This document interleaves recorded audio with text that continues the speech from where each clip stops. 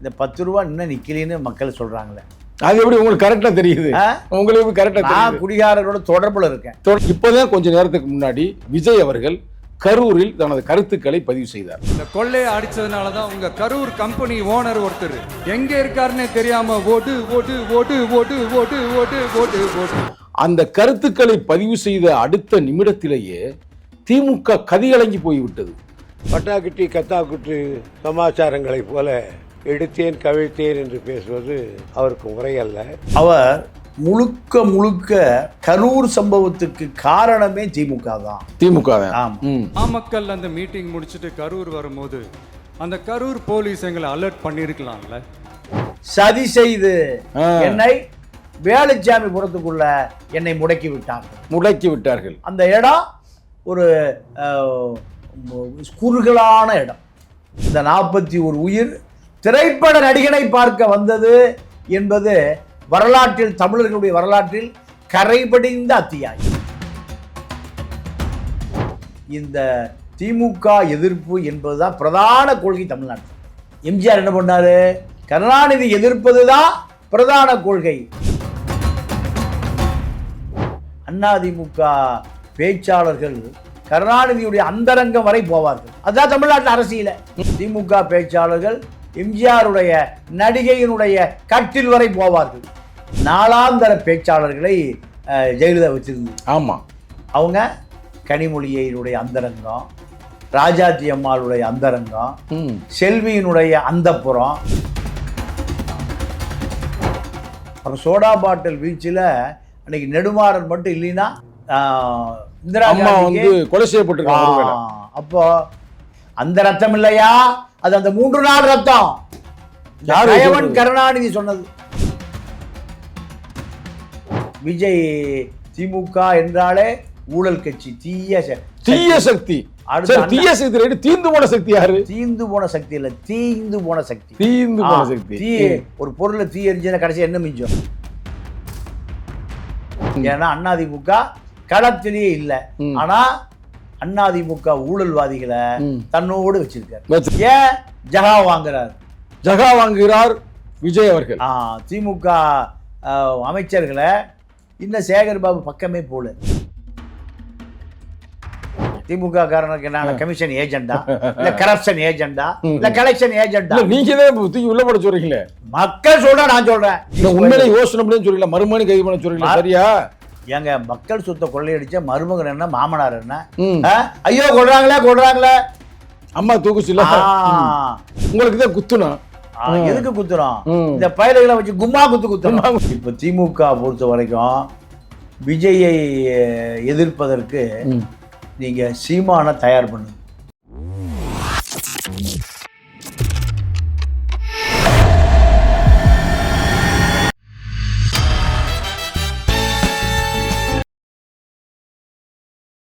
தமிழகத்தின் பழமையான மூத்த பத்திரிகையாளர் அண்ணன் தமிழா பாண்டியன் அவர்களுக்கு வணக்கம். வணக்கம். எல்லாம் உங்கள் பேச்சாக இருக்குது. எங்கே போனாலும் என்கிட்ட கேட்குறாங்க, என்னப்பா அவர் ரொம்ப அடிக்கிறாருன்னு. யார் சொல்லியா நீங்கள் அடிக்கிறீங்க? நம்ம நட்பு என்பது சும்மா அரசியல் நட்பா? நம்ம அரசியலாம் கடந்த ஒரு போராளிகள் உள்ளக்கூடிய ஒரு நட்பு. இப்போ உங்களுக்கு ஈழம்னா ரொம்ப அதற்காக போராடி இருக்கிறீர்கள், அந்த வகையானதான் நம்ம நட்பு இருக்குது. சில பேர் என்ன கேட்குறாங்க, அதுக்காக ஆரம்பிக்கும் போதே உங்களுக்கு பேட்டி எடுப்போமா எடுக்க வேணாமா அப்படின்னு யோசனை பண்ணி தான் இது பண்ணேன். அப்புறம் இந்த யூடியூப்போடைய எம்டி சொன்னார், ஐயா நீங்கள் பேட்டிகளை கொடுப்பதை விட நீங்கள் ஒரு பேட்டியை எடுங்கன்னாங்க. அதுக்காக நான் ஐயாட்ட எடுக்கிறேன். அது ஏன் எடுக்கிறோம்னா, அது ரொம்ப முக்கியமான ஒரு செய்தி இந்த இடத்துல நான் பதிவு செய்ய விரும்புகிறேன். இப்போதான் கொஞ்சம் நேரத்துக்கு முன்னாடி விஜய் அவர்கள் கரூரில் தனது கருத்துக்களை பதிவு செய்தார். நிச்சயமாக நீங்கள் பார்த்திருப்பீர்கள். அந்த கருத்துக்களை பதிவு செய்த அடுத்த நிமிடத்திலேயே திமுக கதிகலங்கி போய்விட்டது. ஒரு பகுட்டு அண்ணன் துரைமுருகன், முன்னாள் அமைச்சர் துரைமுருகன் பொதுச் செயலாளர் அவர்களை இறக்கி விட்டுருக்கிறாங்க. அவர் சில கட்டாக்கத்தி பட்டாக்கத்தி மாதிரி அவர் பேசுறாரு, ஒரு அனுசரணையாக பேச வேண்டாமா எதிர்கட்சின்னு அவர் சொல்றாரு. இங்கிட்டு இளங்கோவன், TKS இளங்கோவன், அவர் இறக்கி விட்டுருக்காங்க. இங்கிட்டு பல பேர் இறக்கி விட்டு எல்லாம் அப்படியே பாய்ந்து கொண்டு இருக்கிறார்கள். முதல்ல அவர் பாஞ்சாரு, வேட்டைக்காரமே அவர் பாஞ்சாரு. இதுகெல்லாம் யாரு என்ன, அவர்களெல்லாம் இப்படி பாய்கிறார்களே எதிர்த்து. அதுவும் ஐயாவை இறக்கி விட்டாங்க. துரைமுருகன் ஐயா அமைதியாக இருந்தவரையே. இதை தாங்கள் எப்படி பார்க்கிறீர்கள்? அதாவது இன்னைக்கு கரூரில் முதலமைச்சர் விஜய் அவர்கள் பேசியதை பார்த்தேன். அவர் முழுக்க கரூர் சம்பவத்துக்கு காரணமே திமுக தான். திமுக ஆமாம். நாங்கள் பெரிய பேரணியாக அப்போ பெரம்பலூர் போனோம். காவல்துறை எஸ்பி மறிச்சார். அங்கே லாண்ட் ஆர்டர் சட்டம் ஒழுங்கு பிரச்சனை ஏற்பட்டுரும், தள்ளுமுள்ளு ஏற்பட்டுரும், உயிரிழப்பு ஏற்பட்டுரும். நீங்கள் தயவுசெய்து திரும்பி போங்க. அப்படி எங்களை திருப்பி விட்டார். நான் அங்கே போகலை. காவல்துறை அதிகாரி கடமையாற்றுகிறவரை நம்ம அவரை சொல்லுவதை மதிக்கணும், பின்பற்றணும். ஒரே சூப்பரண்ட் ஆஃப் போலீஸ், மாவட்ட கண்காணிப்பாளர், மக்களின் பாதுகாவலர். அதோட நான் சரி திரும்பி வந்துட்டேன். அப்போ நான் கரூர் வந்தேன். கரூர் எஸ்பி ஜோஸ் தங்கையா, இங்கே லாண்ட் ஆர்டர் பிரச்சனை வந்துருங்க, கூட்டம் அதிகமாக இருக்குது, திரும்பி போங்கன்னா நான் வரப்போறேன். திரும்பி போயிருப்பேன். ஆனால் சதி செய்து என்னை வேலுச்சாமிபுரத்துக்குள்ள என்னை முடக்கி விட்டார்கள். அந்த இடம் ஒரு குறுகலான இடம். அந்த குறுகலான இடத்துல என்னை திட்டமிட்டு சதி செய்து என்னப்பா நான் வீட்டுக்கு போனேன். டிவியில் நான் வந்தால விஜயங்கள் இப்படி சொல்லுகிற அந்த குழந்தை குட்டியெல்லாம் இங்கே அகால மரணம் அடைந்து விட்டேன் அப்படின்னு அவர் சொல்கிறார். தவறுகள் அவர் பக்கம் இருந்தாலும் சரி, அரசு பக்கம் இருந்தாலும் சரி, 41 உயிர் போயிடுச்சு.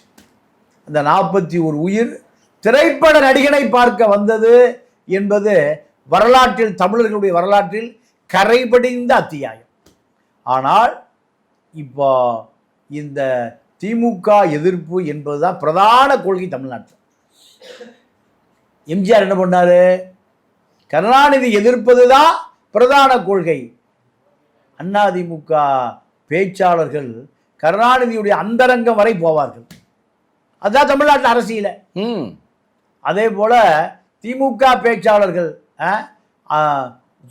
பேச்சாளர்கள் எம்ஜிஆருடைய நடிகையினுடைய கட்டில் வரை போவார்கள். கட்டிலேயே போயிருவாங்க. சரி, அப்போ திமுக அதிமுக என்ன அரசியல்? எதிர்ப்பு அரசியல். தனிநபர் எதிர்ப்பு, ஆபாசம், வெறுப்பு அரசியல் வேற. இதுதான் கொள்கை ரீதியா ஒருவர் தாக்கிக் கொள்வதில் ரெண்டு பேருக்குமே கொள்கை இல்லை. திமுக கொள்கை இல்லை, அதிமுக கொள்கை இல்லை. இதற்காகவே ஜெயலலிதா, எஸ் சந்திரன் போன்ற நாளாந்தர பேச்சாளர்களை ஜெயலலிதா வச்சிருந்தது. ஆமா, அவங்க கனிமொழியினுடைய அந்தரங்கம், ராஜாத்தி அம்மாளுடைய அந்தரங்கம், செல்வியினுடைய அந்தப்புறம், கருணாநிதியுடைய சின்ன வீடு, ஸ்டாலினுடைய செட்டப்பு, இதுதான் அரசியல். இப்ப நம்ம சவுக்கு சங்கர் பேசுறாருல, நிவேதா பெத்துராஜ் துபாய்க்கு போறாரு, இதாயா நாட்டுக்கு முக்கியம். அப்போ இதே போன்று நாளாந்தர நரகல் அரசியல் தான் திராவிட இயக்கங்களுக்கு சொந்தமானது. இதுதான் அவர் சொல்ல. ரொம்ப நாங்களாம் ரொம்ப டீசெண்டான அரசியல் நடத்தணும் அப்படின்றார் துரைமுருகன் அவர்கள். நம்ம துரைமுருகனை பொறுத்த வரைக்கும் துரைமுருகனே சொல்லியிருக்கார், இப்போ கருணாநிதிக்கு புதுசாக மருமகன்கள் வந்து விட்டார்கள், அதனால எனக்கெல்லாம் வேலை இல்லையா, நானெல்லாம் இப்போ கவனத்தில் எடுத்துக்கொள்வதே இல்லை. இந்த அர்த்தத்தில் துரைமுருகனே சொல்லியிருக்கார் அந்த காலத்தில். அப்போ மருமகன்கள் தான், மகள்களுக்கு மருமகன்கள் தான் வரிசையில் நிற்கிறார்கள் என்ற அடிப்படையில் தான் துரைமுருகனே சொல்லியிருக்கார்.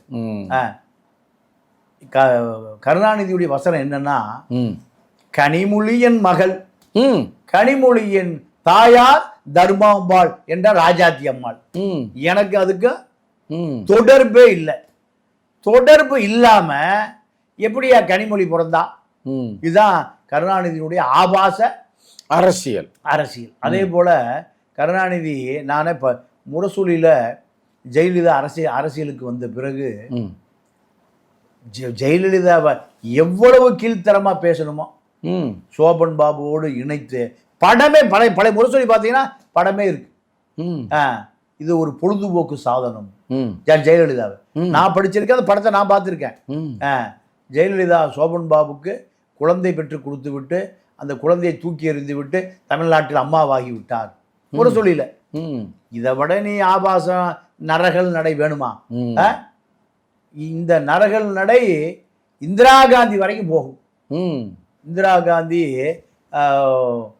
தமிழ்நாட்டுக்கு அரசியலுக்காக வருகிற பொழுது மதுரையில் சோடா பாட்டில் வீச்சு. ஆமாம், கொலை முயற்சி தானே.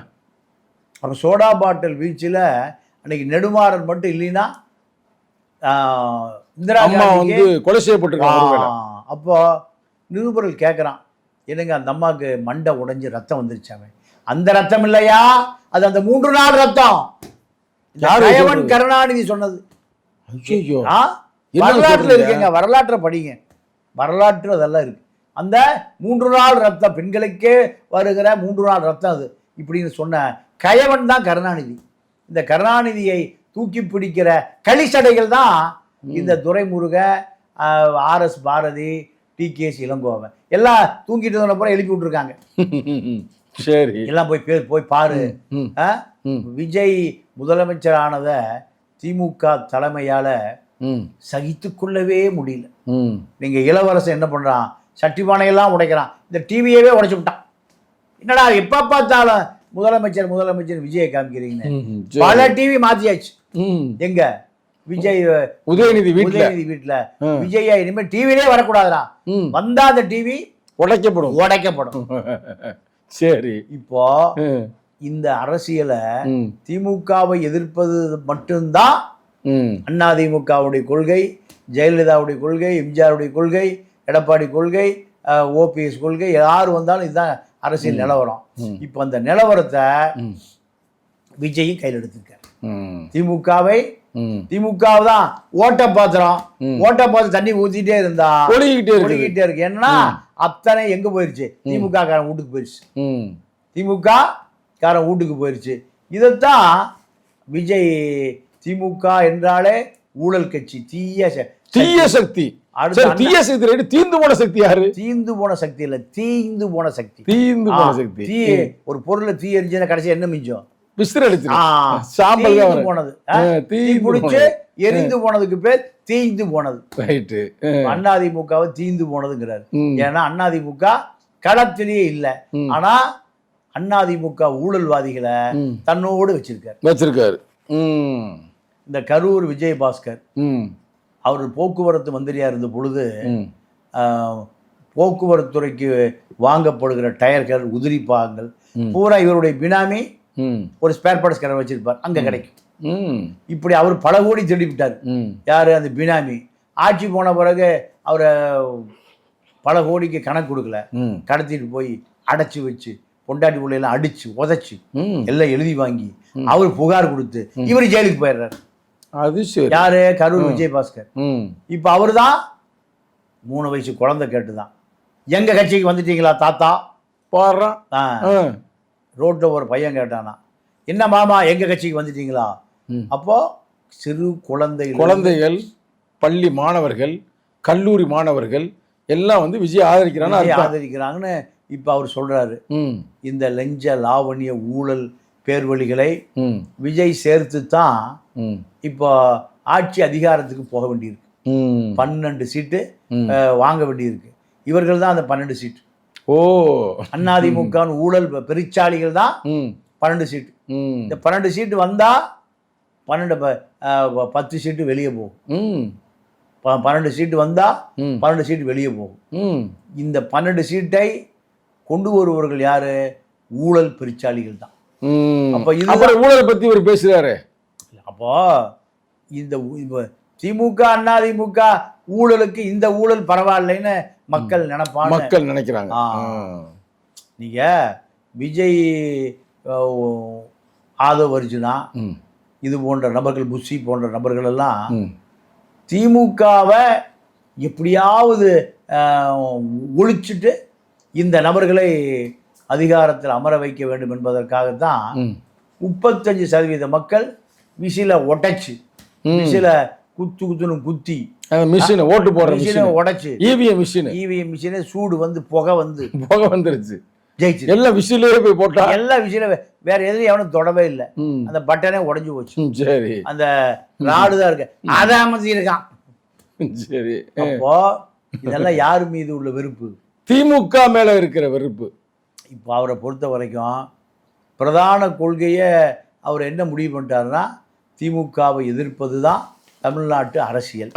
இப்போ இதில் ஆளுநர் இப்போ களத்தில் குதிக்க வைக்கப்பட்டிருக்கிறார். அர்லேக்கர் என்ன அமித்ஷா கூப்பிட்டு என்னையா பண்ணிட்டு இருக்க, சென்னையில் அழிந்து போன காங்கிரஸ் மீண்டும் துளிர் விடுது.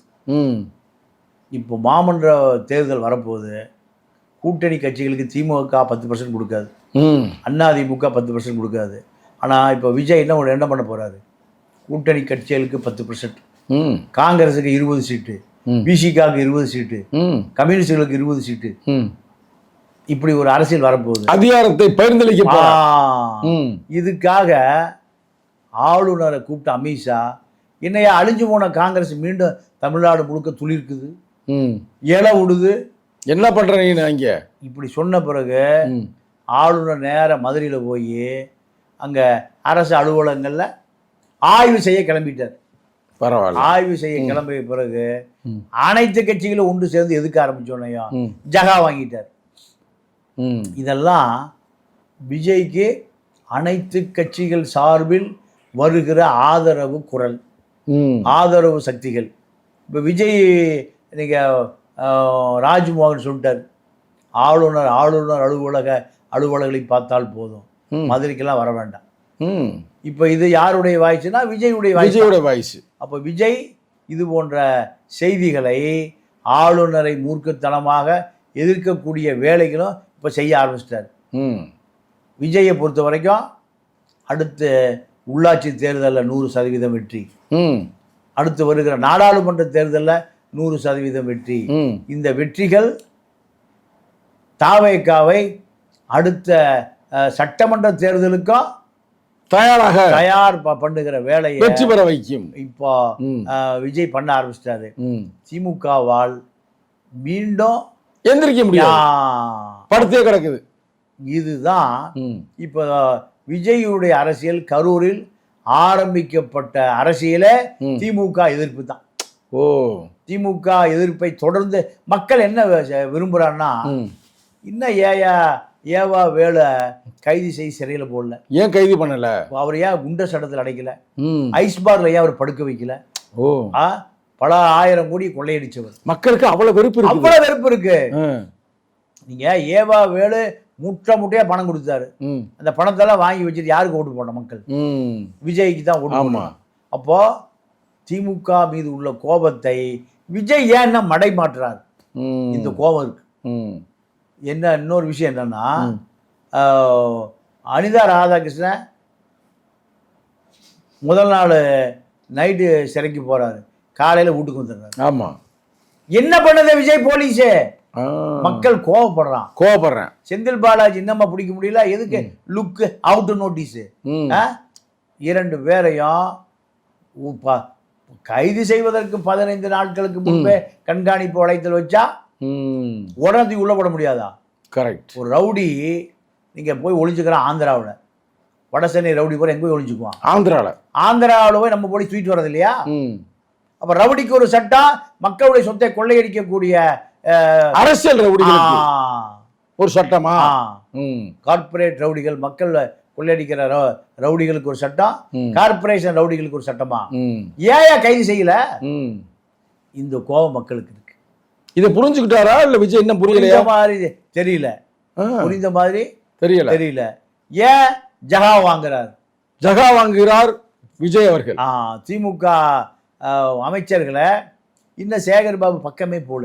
ஏன், என்ன காரணமா? நேரு பக்கமே போல, ஏன் மூர்த்தி பக்கமே போல, ஏன் என்ன காரணம்னா, ஒருவேளை இவர்களை கைது செய்தால் இவர்கள் திமுக தலைமை வரை போக வேண்டியது. உதயநிதி கைது பண்ணணும், சபரீஷனை கைது பண்ணணும், இத்தனை ஊழல் நடந்தது. ஏன் ஊழல் கைது பண்ண மாட்டாரா? அவரே சொல்றாரு, நான் ஊழல் செய்ய மாட்டேன், ஊழல் செய்ய விட மாட்டேன், ஊழல் செய்தவர்களை விட மாட்டேனார்ல. 50 நாள் ஆச்சு, 50 நாள் 60 நாள் ஆக போகுது. இதுக்கு மேலேயுமா உங்களுக்கு அவகாசம் வேணும்? அப்புறம் மக்கள் இப்படி சொல்ல மாட்டாங்க, பழி வாங்குறான்னு சொல்லிட மாட்டாங்களா? இல்ல அப்போ மக்கள் சொத்தை கொள்ளையடிப்பவனை வேடிக்கை பார்க்கலாமா? இப்ப மக்கள் விரும்புறதே தூக்கி உள்ள போடு. திமுக அதுக்கு உள்ள போடுங்க, எல்லாம் ஐஸ் பால படுக்க வச்சு மக்களுடைய சொத்தை திருப்பி எடுங்க. இப்ப நீ பேசுற நிச்சயம் பார்த்துருவாரு, அப்புறம் திருப்பி தூக்கி உள்ள போட போறாரு. அப்புறம் உங்களுக்கு ஏதாவது திமுக காரங்க நினைக்க போறாங்க, திமுக காரனுக்கு என்ன கமிஷன் ஏஜெண்டா இல்ல கரப்ஷன் ஏஜெண்டா இல்ல கலெக்ஷன் ஏஜெண்டா? நீங்க தான் தூக்கி உள்ள போட சொல்றீங்களே. மக்கள் சொல்றா, நான் சொல்றேன். நான் மக்கள் நேரடியா டிவியில பேச முடியாது. மக்கள் பிரதிநிதி. நியூஸ் நியூஸ் அப்ப நியூஸ் மக்கள் உங்களை அனுப்பி வைக்கிறாங்க. News north east west south south வரதுக்கு பேர் தான் நியூஸ். 4 பக்கம் வந்து அந்த செய்தி வருது, நான் உங்களுக்கு தர்றேன். மக்கள்கிட்ட சொல்றேன். இப்ப நீ என்ன சொல்ல வரீங்கன்னா, விஜய் அவர்களே வெறும் பேசினா பத்தாது, தூக்கி உள்ள போடுங்க, ஐஸ் பார்ல படுக்க வச்சு உண்மையை வரவழைங்க. அப்ப உண்மை வர வச்சாதான் அவங்க உதயநிதியை போட்டு விட்டுருவாங்கல்ல, அப்புறம் மருமகனை போட்டு விட்டுருவாங்கல்ல. அப்போ மருமகனையும் கைது செய்யுங்க. 5 லட்சம் கோடி உண்மையில யோசனை பண்ணி சொல்லல, மருமகனை கைது பண்ண சொல்லல. சரியா? எங்க மக்கள் சொத்தை கொள்ளையடிச்ச மருமகன் என்ன, மாமனார் என்ன? ஐயோ கொள்றாங்களே. அம்மா தூக்குச்சுல, ஜெயலலிதா தூக்கலையா? ஜெயலலிதாவை கொண்டு போய் கருணாநிதி ஜெயில அடைக்கலையா? பெரிச்சாலி ஓடலையா? கரப்பாம்பூச்சி ஓடலையா? மக்கள் சொத்தை கொள்ளையடி தாங்க தண்டனை கொடுக்கணும், கண்டிப்பா கொடுக்கணும். மக்கள் தீர்ப்பே மகேசன் தீர்ப்பு. மக்கள் இப்போ விஜய் மேல ரொம்ப கோபமா இருக்கான். ஏன் இன்னும் அமைதி காக்கிறீர்கள்? நாங்க உங்களுக்கு ஓட்டு போட்டது தூக்கி உள்ள போடணும். 5% 1.5 கோடி ஓட்டை போட்டிருக்கோம் உங்களுக்கு சிங்கிளா. கூட்டணியே இல்லாம உங்க வேட்பாளர் என்ன சாதினே தெரியல, என்ன மதம்னு தெரியல, காசு வேற எல்லாம் வாங்கி சோப்புல வச்சுக்கிட்டான். அவன் காசு கொடுத்த இவன் காசு கொடுத்த, நீங்க காசே கொடுக்கல. நாங்க அதெல்லாம் ஒரு பெருசா எடுக்கல. உங்களுக்கு தான் குத்துனோம். எதுக்கு குத்துறோம்? இந்த பயலுகளை வச்சு கும்மா குத்து உண்மையிலேவா பாலிசியா? இதே மக்கள் உங்களை சொல்றாங்க. இப்ப பல பேரை சந்திக்கிற போது அதுதான் கேக்குறேன், ஏங்க என்ன லேட் பண்றாரு? இதுக்கு மேலேயே லேட்டு. ஆனா இன்னைக்கு இதுக்கே சொல்றாங்க ரொம்ப அளவுக்கு மீறி பேசுறாரு, அப்படி இப்படி இல்ல பேசிக்கிருக்கான் எதிர்கட்சி. அப்போ எதிர்கட்சி ஏன்னா மிரட்டுறான். யோ நாங்க எங்க அரசியல் தெரியுமா? அப்போ மக்கள் அரசியல் என்ன? இந்த ஊழல்வாதிகள் சிறை கருணாநிதியை ஜெயில போடும்போது சபரீசன் என்ன கைது பண்ண சொல்ல ரெக்கமெண்ட் பண்றீங்க. அப்போ அதாவது சபரீசனுக்கும் இந்த ஜி ஸ்கொயருக்கு சொத்துக்கும் என்ன தொடர்பு? ஒரு பல லட்சம் கோடி ஓட்ட டிவி வித்துட்டு இருந்த பாலா ராமஜெயம் எப்படி இவ்வளவு சொத்து வந்தது? இதெல்லாம் அரசு இயந்திரத்தை பயன்படுத்தி கொள்ளையடிச்ச காசு, மக்கள் காசு. பல பேருடைய இடம் வைத்தறிச்சது. நீங்க ஜெயலலிதா 2011 வந்த பிறகு 1 லட்சம் கேஸ் வழக்கு பதிவாச்சு. திமுக காரன் அடுத்த இடத்த பூரா ஆட்டையை போட்டான்னு எஸ்பி ஆபீஸ்ல நில அபகரிப்பு பிரிவினே ஒரு பிரிவை அந்தமா ஆரம்பிச்சது. ஆமா, ஒரு மாவட்டத்துக்கு 3000 வழக்கு பதிவாச்சு. அப்போ 35 மாவட்டம் எவ்வளோ ஆச்சு? 1 லட்சம் வழக்கு. அந்த வழக்கு பூரா என்ன ஆச்சுன்னே தெரியல. இப்போ அதே போல திமுக ஆட்சி காலம் 21-26 மக்களுடைய சொத்தை ஜி ஸ்கொயர் மட்டும் பல லட்சம் கோடி கொள்ளையடிச்சிருக்காங்க. மக்களுடைய இடம் எல்லாமே அரசு நிலம், அரசு புறம்போக்கு, அரசு நிலம்னா மக்கள் சொத்தான. நான் இப்போ தாளம்பூர்ல ஒரு நண்பரை பார்க்க போயிருந்தேன். பிரம்மாண்டமா ஒரு 1000 வீடு இருக்கு அப்பார்ட்மெண்ட்ல. யாருது? அது வந்து ட்ரூ வேல்யூ பில்டர்ஸ் நேருது. அப்படியா? ஆமா, 1000 வீடு இருக்கு. ஒரு வீடு 3 கோடி ரூபாய். எவ்வளவு? 3000 கோடி. இது யாரு நிலம்? அரசு நிலம். சுப்ரீம் கோர்ட்ல வழக்கு இருக்கு. என்னங்க சொல்றீங்க? நேரு அவர்களே, நான் சொல்றது பொய்யா இருந்தா நான் நீதிமன்றத்துக்கு என்னை அழைத்து கொண்டு போ. போடு. அப்ப நேர கைது பண்ணணும்ல? நேர ஏன் விஜய் யோசிக்கிறாரு? விஜய் பயப்படுறாரு. ஏன் பயப்படுறாரு? டயலாக் பயங்கரமா அடிக்கிறாரு. அவ நடிப்பு. 10 ரூபா 60 நாளா போயிட்டு இருக்கு. 600 கோடி எங்க போயிருக்கு? பார்ட்டி ஃபண்டுன்னு பேசினா திமுக தப்பிச்சு ஓடிடுறான் அப்படின்னு அவர் சொல்றாரு. இனிமேல் திமுக பத்தி பேசணும்னா சபாநாயகர்கிட்ட சொல்லி கதவெல்லாம் அடைக்கணும், உள்ள வச்சு பேசணுங்கிறாரு. உள்ள வச்சு கும்மாங்குத்து குத்தணுமா? ஒரு படத்துல அப்படிதான் ரஜினி பண்ணுவாரு, கதவை பூரா மூடி வச்சுட்டு அடிப்பாரு. அதுமே சொல்றாருன்னு தெரியல எனக்கு. இப்போ அப்படி சொல்லுகிற பொழுது உங்கள் மீது ஏதோ குற்றம் குறை இருக்கிறது. ம் ஆ, ம் அதையும் நீங்கள் பார்க்கணுமா இல்லையா? ம் ஆ, திமுக சட்டசபையில் பேசுகிற பொழுது நல்ல ஃபன்னாக இருக்கு. ம் சட்டசபை ஃபன்னா இருப்பதற்காகவா உருவாக்கப்பட்டது? ம் ஊழல்வாதிகளை கைது செய்து சிறையில் அடைப்பதற்காக உருவாக்கப்பட்டதுதான் ம் சட்டமன்றம். ம் ஆனால் விஜய் இவர்கள் மீது கொசு கடிப்பதை போல அனிதா ராதாகிருஷ்ணன் சொல்றாரு, என்னை கூட்டிட்டு போய் தாவேக்காக்கு மாறுன்னு சொல்றாங்க. ம் இது ஒரு பயங்கர வேஷம். ம் இப்போ திமுக பொறுத்த வரைக்கும் விஜயை எதிர்ப்பதற்கு ம் நீங்க சீமானை தயார் பண்ணுங்க. என்ன சொல்றீங்க? ஆமா. எங்க அண்ணன் சீமா போய் எப்படிங்க திமுகல சேருவாரு? சப்போர்ட்டா? ஆ? சப்போர்ட்டா கட்சியில இல்ல, ஆ. சப்போர்ட்டா கூட்டணி சேருவாரா? அதாவது அம்பாசமுத்திரத்துல புது வேட்பாளரா நிறுத்தி ம் வெற்றி பெற்று சட்டசபைக்குள்ள போகணுங்கிறது ம் உதயநிதியுடைய விருப்பமா? ஏமா? ஏன்? ம் சிங்கிளா இருக்கு அங்க எங்க ம். சிங்கம். சிங்கம். அதனால இப்போ சீமானையும் டபுளா கொண்டு போனா ம் விஜய மிரட்டலாம். மிரட்டலாம், உருட்டலாம். இப்ப பாருங்க, நீங்க விஜய் மீது ம் திமுக அறிக்கை விடுவதற்கு முன்பே ம் சீமான் அறிக்கை வந்துருது பாத்தீங்களா? ஆமா. அவர் சீமான் சொல்றாரு 35 லட்சம் கொடுத்தாங்க, அடுத்து வேலையும் கொடுத்தாங்க, இது சரியா அப்படின்னு கேட்கிறாரு. நீங்க என்ன நினைக்கிறீங்க? கொடுக்கலாமா கொடுக்க கூடாதா? கொடுக்க கூடாது. ஆ, கொடுக்க கூடாது. கூடாது. ஏன்னா இந்த அரசு வேலை என்பது ம் தியாகிகளுக்காக உருவாக்கப்பட்டது. ம் அரசு வேலையில் இருக்கக்கூடிய ஒருவர் அகால மரணமடைந்தால் ம் அவர்களுக்கு குடும்பத்துக்கு கொடுப்பதற்காக உருவாக்கப்பட்டதே தவிர சினிமா நடிகனுடைய கவர்ச்சியை பார்ப்பதற்கு திரண்டு நிற்கிற மக்கள் உயிரிழந்தால் கொடுப்பதற்காக உருவாக்கப்பட்டது அல்ல அரசு வேலை. ம் படித்து ராத்திரி பகலாக கண்ணு முழிச்சு ம் அவர்கள் அரசு வேலை கிடைக்கல. ம் ஆனால் ஒரு திரைப்பட நடிகனை பார்க்க போனவர்கள் மரணமடைந்ததுக்கு அரசு வேலை என்பது ஏற்புடையது அல்ல. அது அரசாங்கம் தப்பு இல்ல, அரசாங்கம் தடுத்திருக்கணும்ல. அவரே சொல்றாருல்ல, அரசாங்கம் போலீஸ் ஏன் தடுக்கவில்லை? போலீஸ் மக்களுடைய உயிருக்கு யார் பொறுப்பு? அரசாங்கம் பொறுப்பு.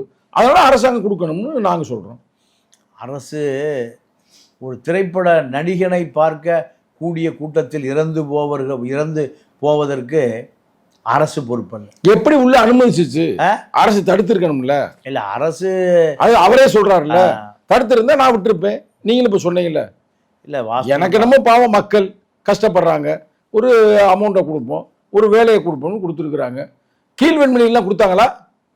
கீழ்வெண்மணியில கருணாநிதி அந்த குற்றவாளிகளை பாதுகாப்பதிலே கவனம் செலுத்தினார். இதுல கொடுத்தாங்களா? கும்பகோணத்துல அம்மா மகாமகத்துல குடிச்சாங்களே, ஆமா ஆமா, அவங்களுக்கு கொடுத்தாங்களா? அதுக்கும் கொடுக்கல. அதே நெரிசல் செத்தாங்க மக்கள், அதுக்கும் கொடுக்கலையா? அதே மாதிரி தாமிரபரணி ஆற்றங்கரையில் பாவம் மக்கள், தேயிலை தோட்ட தொழிலாளர்கள், மாஞ்சோலை தேயிலை தோட்ட தொழிலாளர்கள் நீங்க கூலி உயர்வு கேட்டு போராடினாங்க. தாமிரபரணி ஆற்று மேல நடந்து வர்றான். காவல்துறை, கருணாநிதி முதலமைச்சர் அடிச்சு அவ்வளவு பேர் ஆத்துல தூக்கி போட்டான். அப்புறம் அப்போ இதெல்லாம் தூத்துக்குடியில வாயிலே சுட்டாங்க.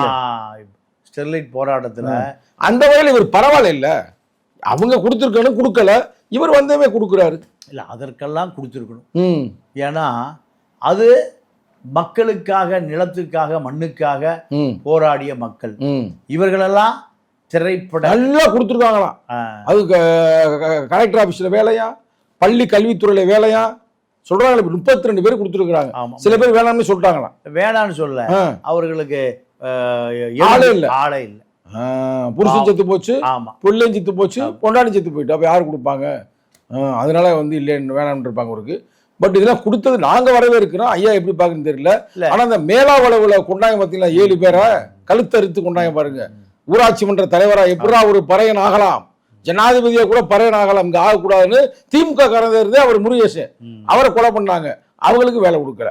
ஆனா அப்புறம் கடைசி நாங்கெல்லாம் ரொம்ப போராடின பிறகு என்ன வேலை கொடுத்தாங்க? டெம்பரரி வேலை, ரோட்ல தார் ஊத்துறதுக்கு. ஆனா இவர் நல்லா கொடுத்துருக்கிறாரு. இல்லைங்க, அதாவது அவர் என்ன நினைக்கிறாரு, நம்ம மீது இன்னும் அந்த மக்களுக்கு ஈர்ப்பு வர வேண்டும், வாக்கு வர வேண்டும், இன்னும் தன்னை ஒரு நடிகனாக, தலைவனாக பார்த்த மக்களை நம்ம அங்கீகரிக்க வேணும்னு கொடுத்துருக்காரு. ஆனால் இது ஒரு மோசமான முன்னுதாரணம். ஏன்னா இல்ல நீங்க எப்பயுமே மக்களுக்காக பேசுற ஒரு மக்கள் போராளி தானே. இல்ல நீ ஏன் யாரு குற்றம்யா? நான் நியாயமா பேசுறேன். நீ நடிகர்லாம் சொல்லாதீங்க. அவர் வந்து ஒரு தடவை வர்றாரு, அவர் போகாம தடுத்திருக்கணும்ல போலீஸ். இல்ல காவல்துறையும் தப்பு, இவரும் தப்பு. ஏன்னா இவர் போற வழி பூரா வழியில நின்று பேசி அந்த மக்களை அனுப்பிச்சிருந்தா கூட்டாங்க கூடாது. இவர் எங்க உட்கார்ந்து இருந்தாரு? இந்த கேரவன் வேனுக்கு உள்ள உட்கார்ந்து இருந்தாரு.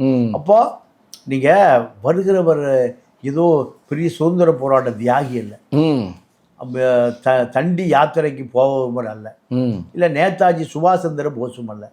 இவர்களைத்தான் இந்த மக்கள் கொண்டாடணுமே தவிர திரைப்பட நடிகை. நீங்க அரசியலை திரைப்படம் இரண்டையும் பிரிச்சு பிரிச்சு பார்க்கணும். நீங்க பாக்யராஜ் ஒரு பெரிய நடிகர். ஆமா, பாலக்காட்டுல போய் எலெக்ஷன் நின்னார், 88 ஓட்டு வாங்கி. நம்ம பாக்யராஜ்? ஆமா, எம்ஜிஆர் மக்கள் முன்னேற்ற கழகம், அதெல்லாம் போய் எம்ஜிஆர் ஆட்கள் ஓட்டு போட்டுருவான் மலையாளின்னு பாலக்காட்டுல போய் நின்னார். பாலக்காட்டு மாதவன்டானா அப்படின்றாரு. சரி, 88 ஓட்டு தான் போட்டான். அதோட அந்த ஊர் பக்கமே போறது இல்லை. அதிமுக ஆட்சி காலத்துல அதிமுக பாலக்காட்டுல போய் நின்னுது. செங்கோட்டையன் தான் பொறுப்பாளர். செங்கோட்டையன் வேட்டி அங்க விட்டுட்டு அன்றாவாரோட கோயம்புத்தூர் வந்தார். சரி, எல்லாத்துக்கும் நோட்டுக்கு பணம் கொடுத்தார், அடிச்சு விரட்டிட்டான். அப்ப அவன் மனிதனா நீ மனிதனா? அதான் பிரேம் நசீர்னு ஒரு சூப்பரான நடிகர். வரலாறு. ஆமா ஆமா, அதாவது காட்டு மல்லி பூத்து இருக்கு, காவல்காரன் காத்திருக்கான், 500 படம். அதாவது மார்லன் பிராண்டோ அவரு தான் அதிக படம் நடித்தவர். அதுக்கு அடுத்தபடியா பிரேம் நசீர் தான் கேரளாவில். உலக அளவில் அவரு நான் தேர்தலுக்கு வரேன்னாரு, ஒண்ணுமே பண்ணல. மலையாளி, அறிவாளிங்க அவன். அப்படி நடந்து போகும்போது ஒரு செருப்பை மட்டும் தூக்கிக்குள்ள வச்சுட்டு போயிட்டான். ஏன் ஒரு செருப்பு? ஒரு வாரம் கழிச்சு மறுபடி வருவேன். சரி, ஒரு லாரி சேர்ந்து போச்சு. அதோட சொல்லிட்டான், நான் அரசியலுக்கு பொது வாழ்க்கைக்கு வரல, என்னை மன்னித்து விடுங்கள். ஏன்னா பெரும் தியாகி கம்யூனிஸ்ட் கிடக்காங்க, காங்கிரஸ்காரன் கிடக்கிறான் சுதந்திர போராட்டத்தில். இன்னைக்கு பாருங்க, சதீஷன்னு கேரளா முதலமைச்சரை பாருங்க, ஒரே ஒரு கார்ல போற. பாத்தீங்களா? நான் பார்த்தேன். இங்க குட்டி அமைச்சருக்கு 7 கார் போகுது. எத்தனை அமைச்சருக்கு? குட்டி அமைச்சருக்கு 7 கார் போகுது. அப்போ எனக்கு தெரிந்து ஒருவர் ஈரோட்டில் நான் பை எலெக்ஷன் நிற்கும் போது 6 to 9 மது போத்தல் விற்பார். அந்த மது போத்தல் விற்கிற நபர் நீங்க தாவேக அரசியல் அமைச்சர். சும்மா இருங்க, இப்படிலாம் இல்லாத பொருளாதாரம் பேசக்கூடாது. நான் ஆதாரத்தோடு நிரூபிக்கிறேன் சார். அப்படிலாம் நான் எதுவுமே ஆதாரம் இல்லாமல் பேசுவதே இல்லை. இல்லை சார், இதை நாங்கள் வந்து நீங்க எப்படி சொல்றோம்னா சரி, ஓகே. ஒரு அமைச்சர் மக்களுக்கு தெரியும், மக்களுக்கு சிலவே வந்து ஐயா நீங்க முரணாதான் பேசுறீங்க. எம்ஜிஆர் மட்டும் சூப்பர்ன்றீங்க, அவரு நடிகர் தானே, அவர் மேலே மக்கள் போனான்ல. எத்தனை இடத்துல போறீங்க, எம்ஜிஆர் சூப்பர்னு பேசுறீங்க. இன்னைக்கு உடனே விஜயை மட்டும் வந்து பார்த்தா வந்து தப்புன்னு சொல்றீங்க. நாங்க எப்படி ஏற்றுக்கொள்ள முடியும்? எம்ஜிஆரை மக்கள் ஏற்றுக்கொண்டது எப்படின்னா, அண்ணாவை முதலமைச்சர் ஆக்கியவர் எம்ஜிஆர், கருணாநிதியை முதலமைச்சர் ஆக்கியவர் எம்ஜிஆர், ஜெயலலிதாவை முதலமைச்சர் ஆக்கியவர் எம்ஜிஆர். இன்னைக்கு இருக்க எடப்பாடி, ஓபிஎஸ் எல்லாமே. ஆனா அந்த எம்ஜிஆர, அந்த ஜெயலலிதாவை, அந்த கருணாநிதி உள்ள கட்சியை காலி பண்ணவர் இன்னைக்கு விஜய். மக்கள் அதை வரவேற்கிறாங்க, நான் ஒத்துக்கிறேன். அப்ப நம்ம அதை பாராட்டித்தான் ஆகணும்.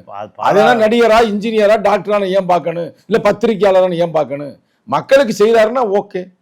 அதுவும் குறிப்பாக திமுகவே விரட்டி இருக்கிறார்ல, திமுக நீங்க சொல்லுங்க, தோப்பம்னு கனவுல நடத்திருக்குமா? இல்ல அவர் நினைச்சாரா? முதல்வர் வேட்பாளர் எங்கேயாவது ஒரு இதுல சொன்னாங்களா முதல்வர் வந்து பின்தங்கிடுவார், இல்ல அவருக்கு சிக்கலா இருக்குன்னு?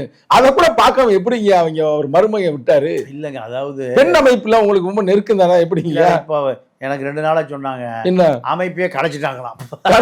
பெண் அமைப்ப என்ன சொல்றீங்க? சம்பளம்லாம் கொடுக்க முடியாது, போங்கடா, நாங்களே இந்த தடுமாட்டத்தில் இருக்கிறோம். அதனால எப்படி பெண் அமைப்பு கணிக்க தவறிடுச்சு? அதாவது சார், பெண் அமைப்புல இருக்கிற பூரா லஞ்சத்தை கொடுத்து நான் ஜெயிப்பேன், நீ ஜெயிப்பேன், என் பேரை முன்னாடி சொல்லு, உன் பேரை பின்னாடி சொல்லு, அங்கேயே லஞ்சம் வேண்டியிருக்கா? அது சரி. நீங்க இந்த தேர்தல் நடப்பதற்கு 4-5 மாசத்துக்கு முந்தைய சபரீஷ நாலேஜுக்கு போயிடுச்சு. என்ன காசை வாங்கிட்டு எவனுக்கு செல்வாக்கு இல்லையோ அவனுக்கு செல்வாக்கு இருப்பதாக பெண் நிறுவனத்துல ரிப்போர்ட் கொடுக்குறாங்க. அதெல்லாம் வாங்கி கிழிச்சு போட்டு ம். ஏன்டா ஊழல் பண்றீங்க, ஏன்டா ஊழல் பண்றீங்க? லஞ்ச லாவணியத்தை வாங்கிட்டு அந்த லிஸ்ட்டை பூரா கிழிச்சு வீசிட்டாங்க. ம் புதுசா லிஸ்ட் எடுத்தாங்க. ம் அந்த லிஸ்ட்ல லஞ்சம் லாவணியம் ஊழல் என்ன பண்ணுவான், மீண்டும் மீண்டும் செய்தான் செய்வான். ம். அப்ப விஜய் தெளிவாக இருக்கிறாரு. விஜய் லஞ்சத்தை நான் ஒழிக்க போகிறேன், லஞ்சம் யாரும் கேட்டால் அண்ணன் நான் இருக்கிறேன் சொல்றாரு. எல்லாம் உங்கள் தம்பி நான் இருக்கிறேன். எல்லாம் சொல்றாரு. ம். இந்த 10 ரூபா இன்னும் நிக்கலின்னு மக்கள் சொல்றாங்களே. அது எப்படி உங்களுக்கு கரெக்டா தெரியுது? ஆ? உங்களுக்கு எப்படி கரெக்டா நான் தெரியுது? குடிகாரரோட தொடர்புல இருக்கேன். தொடர்பு எல்லையில் இருக்கிறாங்க. நான் எல்லா சமூகத்தில் நடக்கிற ம். லஞ்ச லாவணியம் ஊழல் அத்தனையும் மக்கள் இல்ல செவில நீ உண்மையே சொல்றீங்களா? ஏன்னா உங்க பேட்டியா அவர் பாக்குறாராம், எங்களுக்கு செய்தி கிடைச்சிருச்சு. 10 ரூபா வாங்குறது நீ உண்மைன்னு சொல்லுங்க, அவர் நிச்சயமா அவர் நடவடிக்கை எடுப்பார். நேத்து வரைக்கும் 10 ரூபா வாங்கிட்டு இருக்காங்க. வாங்குறாங்க. கண்டிப்பா வாங்குறாங்க. நம்ம வேணா 2 பேரும் டெஸ்ட் பண்ணுவோமா? போய் ஆமா டெஸ்ட் பண்ணி கடைக்கே போவோம், கடைக்கே போவோம், கேமராவோட போவோம், கேமராவோட போவோம். போய் ஏப்பா போட்டிருக்கிற பிரைஸுக்கு மேல ஏன் 10 ரூபா வாங்குறேன் கேட்போமே. உண்மை வெளியே வருமா இல்லையா? அதெல்லாம் தவறு. ஒரு வந்து ஊழல் ஒழிப்போம்னா இந்த ஊழலையும் ஒழிக்கணும்ல, எல்லா ஊழலையும் ஒழிக்கணும். ஊழல் எல்லா ஊழல் தானே. அதனால முதல் வேலையா விஜயை பொறுத்த வரைக்கும் இந்த டாஸ்மார்க் கடையில் மதுவை ஒழிக்க வேண்டும், மது கடைகளை ஒழிக்க வேண்டும். இப்ப இன்னொரு செய்தி கூட கேள்விப்பட்டேன். சொல்லுங்கய்யா. மாலை 6 to 10 கடையை க்ளோஸ் பண்ணி ஒரு செய்தி வேற இப்போ ஆய்வு செய்துட்டு இருக்காரு, ஒரு தகவல் வருது. நல்ல செய்தி தானே அது? ஆமா, அதெல்லாம் வந்ததுன்னா கண்டிப்பா விஜய் ஆதரிப்போம். விஜய் ஆதரிக்கிறோம். இப்ப ஆதரிக்கலையா? அப்ப நீங்க என்னங்க அப்படி சொல்லிட்டீங்க? கடைசி மதுக்கடையை நீங்க மூடணும் பண்ணல இல்லையா? மதுக்கடையில பழைய மாதிரியே 10 மணிக்கு மூடிடுறான், 11 மணிக்கு சரக்கு காந்தி போய் உள்ள நீட்டாடுறான், போத்தல் தனியா நடந்து வருது, பாட்டலு தனியா நடந்து வருது. அப்ப திமுக ஆட்சியிலையும் வந்தது, தாவேக ஆட்சியிலையும் வருகிறது. அப்ப எப்படி இதெல்லாம் அவர் பார்வைக்கு போகாம இருக்கும். இப்ப நீ சொல்லிட்டீங்களே, பேசிட்டீங்களே, அவரு நான் கேள்விப்பட்டேன், அவர் வந்து தானாவே மாறு வேடத்துல வந்து இப்ப வந்து செக் பண்ண போறாங்க ஆளு சொல்லிக்கிட்டு இருக்காங்க. இதெல்லாம் சும்மா ஆதவர்ஜனாவுடைய வாய்ஸ் ஆஃப் காமன் கொளுத்தி போடுகிற செய்தியை தவிர உண்மை 1% கூட இல்ல. அவர் சொல்லிட்டாராம், ஊழலை ஒழிக்காம நான் ஓய மாட்டேன். அப்போ இந்த எதுக்கு இந்த விஜய பாஸ்கர்கள்லாம் எதுக்கு? நாங்க போய் இப்ப செய்தி போய் சொல்லிடுறோம். ஐயா சொல்லியிருக்கிறாரு, ஊழல் முன்னாள் ஊழல் ஒட்டுமொத்த ஊழல். அதுதான் சொல்லிட்டாரு. அது நான் வாஷிங் மிஷின் வச்சிருக்கிறேன் அப்படி இப்படி என்ன சொல்றாங்க. மொத்தத்துல ஊழலுடைய விங்க நீ தானே வச்சிருந்தீங்க, விண்டு மிஷினு நீங்க தானே வச்சிருந்தீங்க அப்படின்ற மாதிரி நீ டயலாக் சொல்லி எல்லாம் சரிங்க. இப்போ மிஸ்டர் கிளீன் எல்லா ஊழலுக்குமான தலைவராக மாறிட்டாரு. ஊழல் நீங்க ஒருத்தன் மாப்பிள்ளை பார்க்க போனானா, மாப்பிள்ளை குடிக்க மாட்டார். ஏன்னா நீங்க அவரை மாதிரி சுமார் ஸ்டோரி சொல்ல ஆரம்பிச்சு. இல்ல குடிக்க மாட்டார், கஞ்சா போட மாட்டார், பான்பராக் போட மாட்டார், பீடி குடிக்க மாட்டார், சிகரெட் குடிக்க மாட்டார். ரொம்ப நல்ல பையனா இருக்காரு, ரொம்ப நல்ல பையன். சரி, எந்த கெட்டவளும் கிடையாது. பாலியல் குற்றவாளி கூட பாலியல் பெண்களோட தொடர்பு இல்லை, எல்லாம் பத்திரமாத்து தங்கம் அப்படின்னு. அப்ப பக்கத்துல சொன்னாரா, ஆனா ஒரே ஒரு சின்ன தப்பு, ஸ்மால் மிஸ்டேக், பொய் மட்டும் சொல்லுவார், எல்லாம் செஞ்சுட்டு ஒண்ணு இல்லைன்றுவார். ஐயோ சாமியால. அதே போல இந்த ஊழல் ஒட்டுமொத்த கும்பலும் தாவேக்கா பக்கம் படையெடுத்திருக்கு. இந்த இவர்களுக்கு என்ன தொழில்? ஒட்டுமொத்தமாக ஊழல் செய்து பல கோடி சேர்த்து வச்சிருக்கான். மீண்டும் இந்த ஊழல் பணத்தை பாதுகாப்பதற்கு ஊழல் பண்ணுவான். ஊழல் இவர்களுக்கு குலத்தொழில். அப்போ இந்த ஊழல்வாதிகள் வந்த பிறகு தாவேக்காவினுடைய இமேஜ் என்னாச்சு? படு பாதாளத்துக்கு போய் கொண்டு இருக்கிறது என்பதை மட்டும் நான் சொல்லிக்கொள்ள ஆசைப்படுகிறேன். இல்லை அப்படி நாங்கள் ஏற்றுக்கொள்ள மாட்டோம். எல்லா செய்தியும் நாங்கள் கொண்டு போக போகிறோம். அவர் ஊழலை வந்து முழுக்க ஒழிக்கப் போகிறார். நீங்களும் பார்க்க போகிறீர்கள். நன்றி வணக்கம்.